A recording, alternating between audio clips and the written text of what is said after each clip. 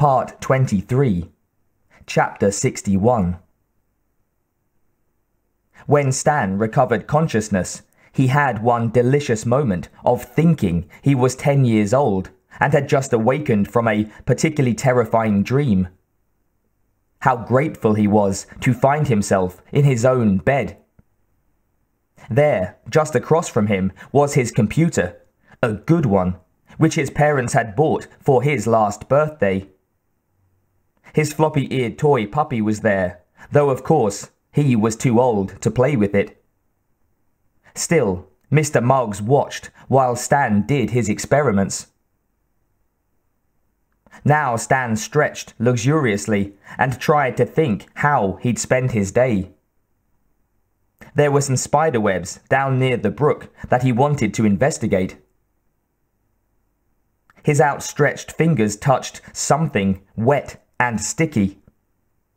He recoiled, turned his head, looked. It was Mac, dead.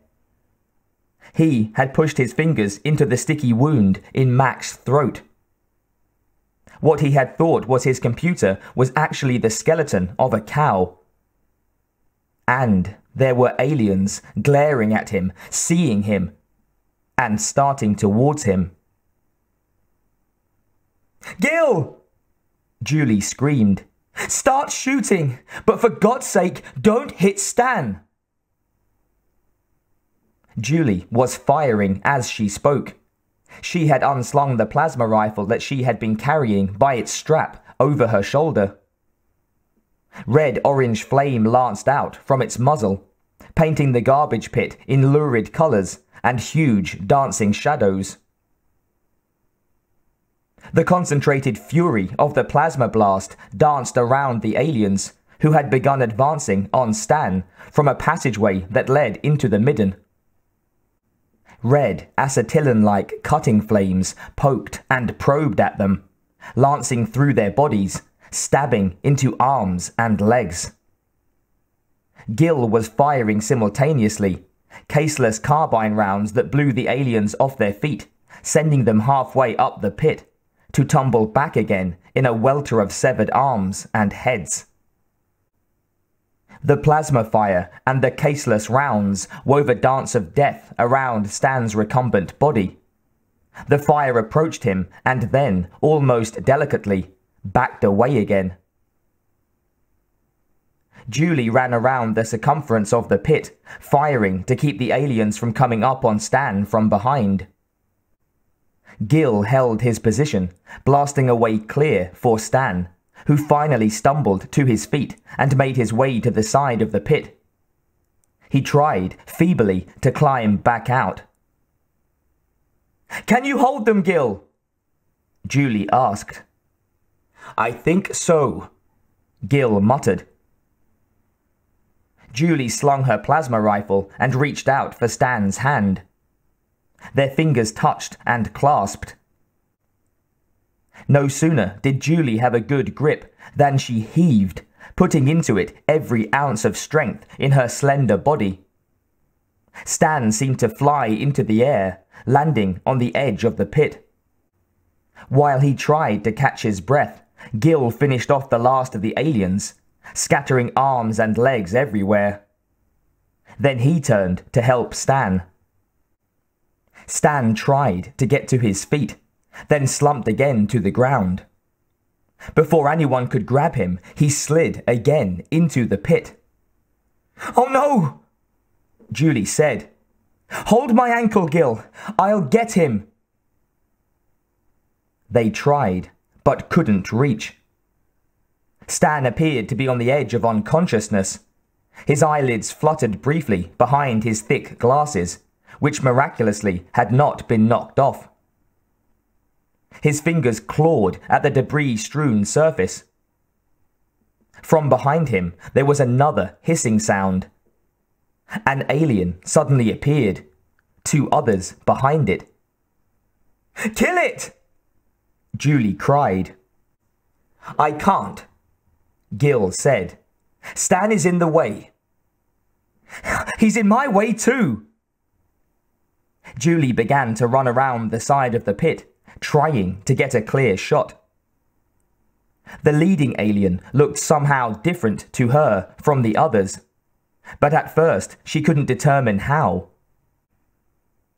Then Gil threw a phosphorus flare, and she saw that the alien had half his shoulder chewed off. There was also damage to his midsection and head. But what she wasn't prepared for was the look of those wounds. Instead of flesh and blood, there appeared to be cable and metal fittings in the wound, and small humming servos. For a moment, she couldn't process this information. Then she understood. "Norbert!"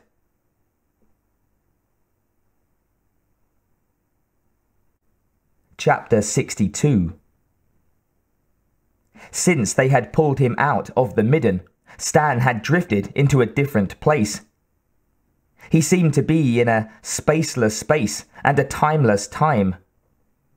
It was a world filled with little blue and pink clouds. There were stars in the background and pools of water. He was not surprised to see Norbert standing in front of him.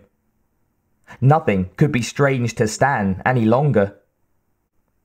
He had passed beyond weirdness into a place where all effects were the same, all part of the great symphony of death, whose opening notes he could hear as though coming to him from a great distance, but getting louder. Louder. This couldn't have been an illusion, because it answered him. Norbert said, "Yes, I am here, Dr. Myakovsky. I am functioning at only 27% of capacity." Stan blinked, and his vision cleared. He was in the alien garbage midden, lying on his back on mounds of refuge. In front of him, bending over, was Norbert. "It must have been quite a fight," Stan said, surveying the robot. "I would say so, Doctor. I killed 3 of them in a running battle through the hive. Unfortunately, they did damage to me that I fear will prove terminal." "Are you afraid?" Stan asked. "Not in the personal sense, Doctor. By fear, I meant regret that I will no longer be able to serve you as you designed me." "Can't you turn on your self-repair circuits?" Stan asked. "I tried that, Doctor. They are down.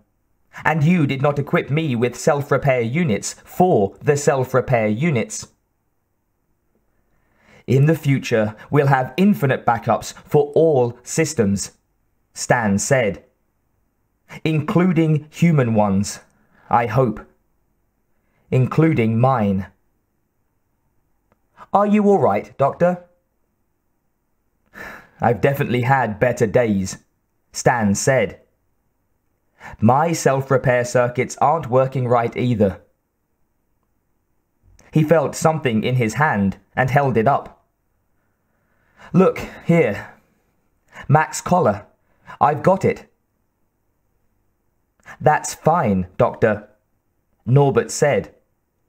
"I have something too." "What is it?" Stan asked. "This." Norbert reached into the gaping wound in his shoulder and drew out a gooey mass the color of honey. "What is it?" Stan asked. "Royal jelly from the Queen's birthing chamber," Norbert said. "I was unable to provide a proper container. I'm afraid it's gotten some oil on it. And some blood." "Doesn't matter," Stan said. He reached out and took the mass. It had a waxy consistency. He put it into his mouth, made himself chew and swallow it. He experienced no great immediate effect. "Great work," Stan said. Behind him, he heard big objects move and slide around as something came from the interior of the hive. "Better get going, Doctor," Norbert said. "They're coming. I'll cover your retreat as well as I can." "I don't see how," Stan grumbled. "I have improvised a weapon. I hope it will suffice." Stan pulled himself onto his hands and knees and worked his way towards the edge of the pit. Behind him, he could hear sizzling energy beams as Norbert and the others fought off the aliens. Norbert was buying him time. Stan tried to pull himself up the side of the pit, but the crumbling structure gave way under him, and he fell to the bottom again. Pain washed over him in great uncontrollable waves, and in each one he thought he might drown, only to come back again and again, each time more feebly, to the surface of consciousness. He felt Julie's hand in his, and then Gil's hand. He was lifted into the air. Below him, he heard Norbert's battle still raging, and the shrill screaming sounds that the aliens made as they died in the violet-edged bolts that Norbert's impromptu weapon cast. But the aliens kept on coming, and as Julie and Gil pulled Stan out of the pit and beat a hasty retreat down a tunnel, they heard the sounds of Norbert being pulled down and torn apart.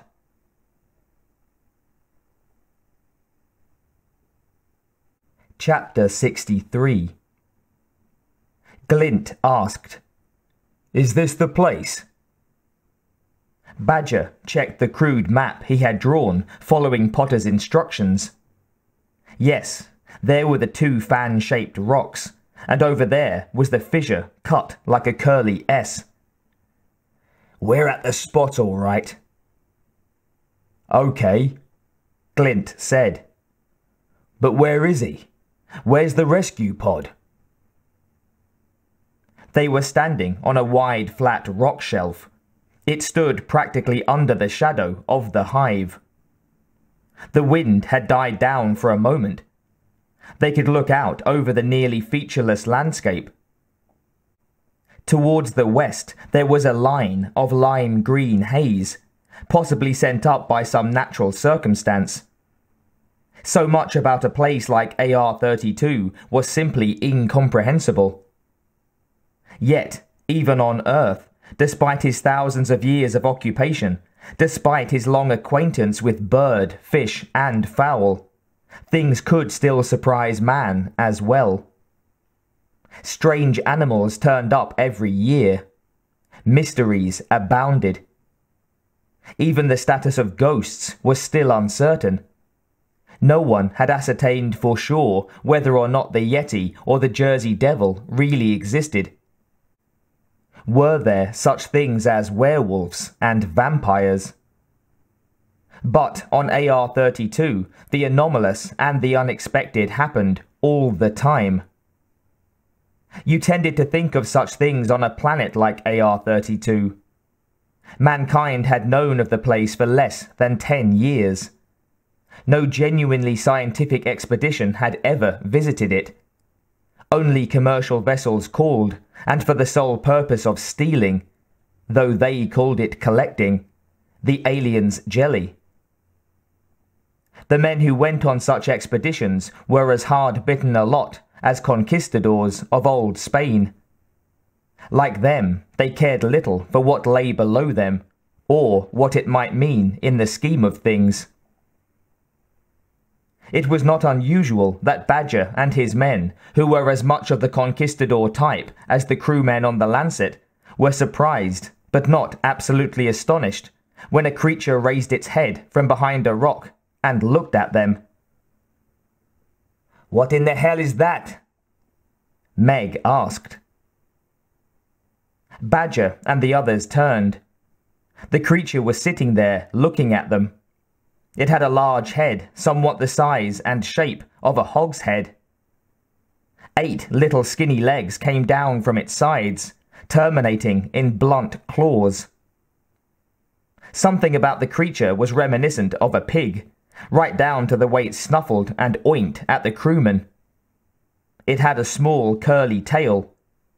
It was coloured pink, and it had a black saddle marking in the middle of its back. "What do you suppose that thing is?" Glint asked. Badger said, "It's some critter indigenous to this planet, I think. Boys, I bet we're the first ones ever to look at this thing." "Go on," Meg said. "One of the Lancet people might have seen it first." "No way to prove that," Badger said. "But this thing could be rare, and never take to hanging around the places where humans live and work. Like the bobcat and the wolverine on Earth. If there's animals like that on Earth, then why not here?" "Here, fella," Meg called. "Why don't you come over here?" The pig-like thing lifted its little triangular ears and stared at them with bulbous blue eyes. It lifted a forepaw and pawed the ground. Then it trotted over to Meg. "Hey, ain't that nice?" said Meg. She reached over and scratched the creature above its ears. It made a high-pitched grunting sound that had about it a tone of approval. No mistaking that sound for a cry of pain. The others crowded around it. "Cute, ain't it?" said Glint, who had raised hogs.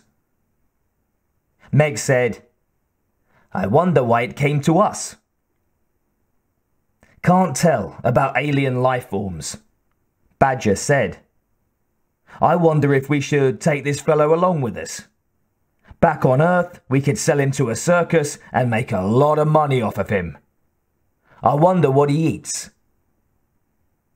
"I'm sure he'd tell us if he could," Meg said, scratching the creature's back.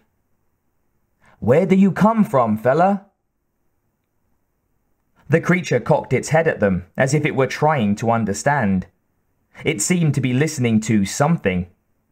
Or for something. It was hard to tell which. Badger listened too. And after a few moments, he heard a high-pitched buzzing sound like locusts, only heavier somehow, meaner. As he listened, the sound changed.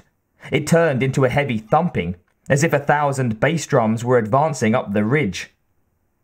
Then Badger realized that the two noises were going on simultaneously.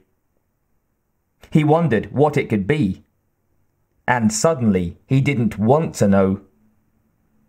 "Lock and load!" he shouted to the men. "I don't like the sound of this." The creatures came over the top of the little hill, a couple of dozen of them, though of course that was only the first wave. They were different from the creatures they had seen before.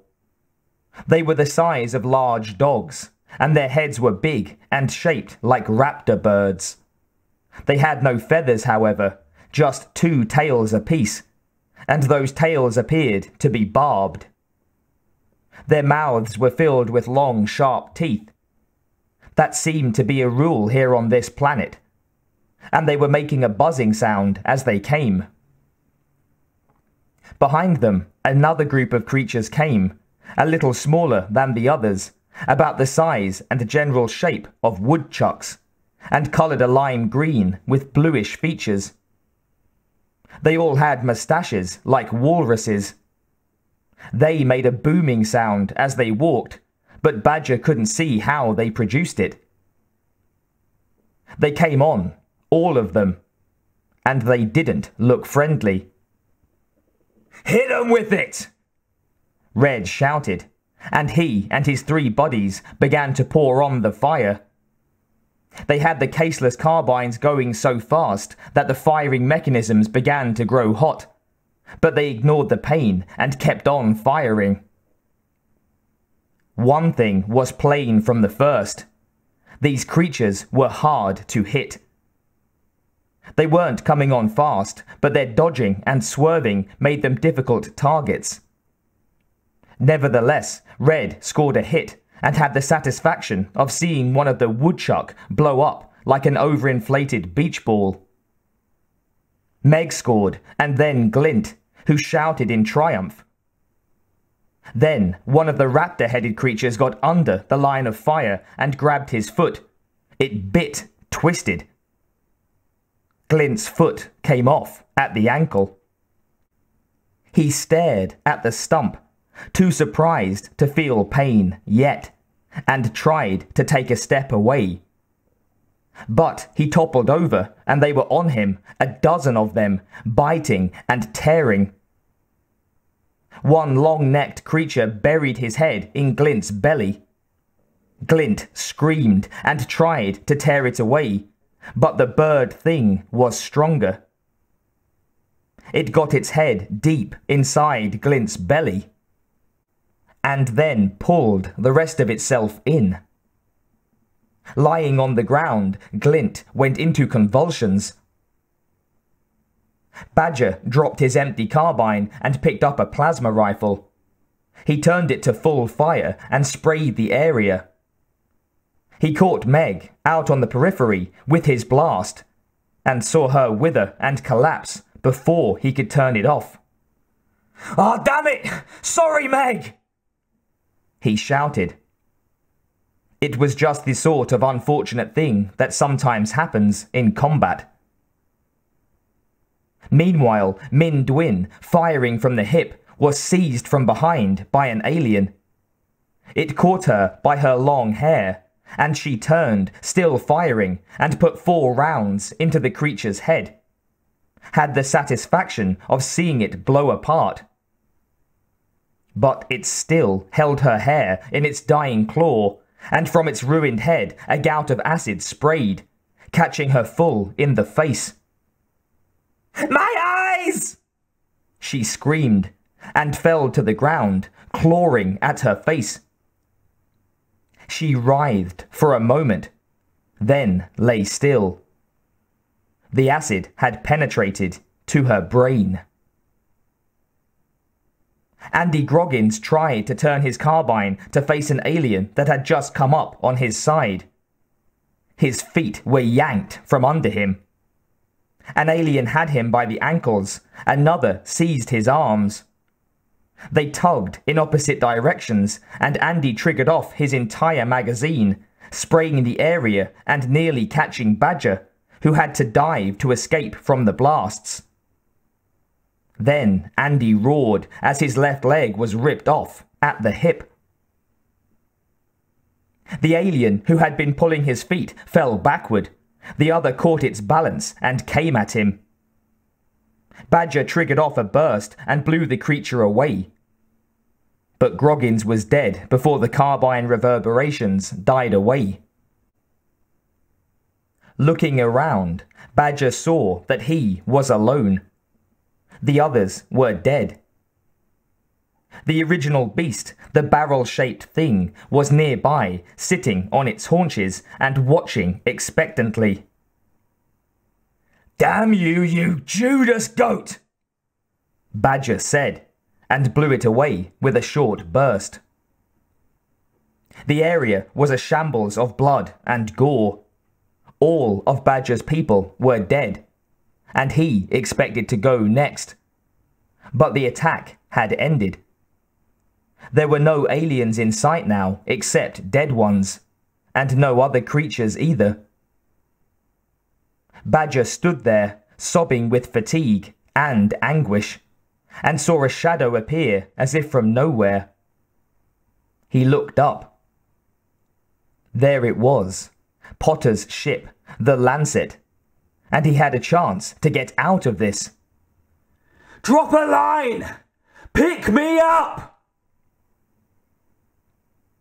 They were down level with him, and he saw 4 of the crew watching him from one of the big glassite windows. He screamed at them, and finally they opened a hatch and threw out a rope ladder. Badger scrambled up with his remaining strength and collapsed inside the ship. "Did you get all of that on tape?" Potter asked. "Yes, sir," the second-in-command said. "The scientists will be interested in these creatures," Potter commented. "Yes, sir," the second-in-command said. "But the killing of all those men was a little gruesome, wasn't it?" "Oh, edit that part out," Potter scoffed. "And mark it in the log that we didn't reach the surface in time to save the rest of the mutineers." He turned to go, then stroked his chin. Not that one ever really wants to rescue mutineers. They set a bad example for the rest of the crew. But don't put that in. "Yes, sir." The second-in-command saluted and began to walk off. "We did pull one of them out." "Take him to the medics," Potter said. "We'll get his story later." "Yes, sir." The second saluted and left the control room. "And now, Dr. Myakovsky," Potter said to himself, "it is time to deal with you."